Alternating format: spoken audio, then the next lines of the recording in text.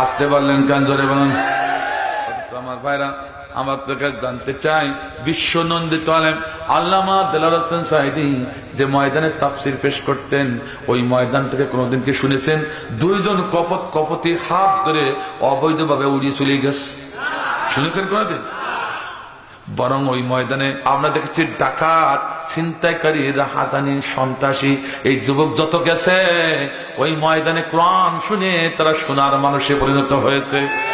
অসংখ্য অমুসলিম বিশ্ব নন্দিত আলেমের মুখে কোরআন শুনে তারা মুসলমান হয়ে গেছে, ঠিক না?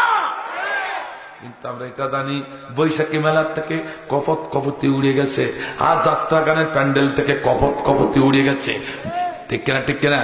আহা, সার্কাসের প্যান্ডেল থেকে কপতি উড়ে গেছে, ঠিক না? ঠিক কিনা? অথচ যেটাকে আল্লাহ হালাল করলো সেই বিশ্ব নন্দিত আলেমের কোরআনের মাহফিল এখন কি খোলা আছে না বন্ধ? আসতে পারলেন কে? ধরে বলুন।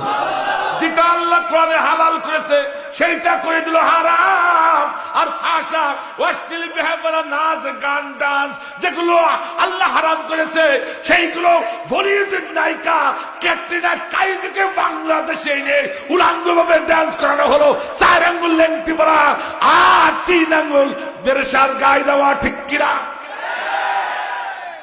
আমার ভাইরা, আমি বলতেছিলাম সেদিন কি হলো, 8,000 টাকা করে টিকিট কেটে আমার দেশের বড় বড় মুসলমানের নেতারা সেই ড্যান দেখেছে,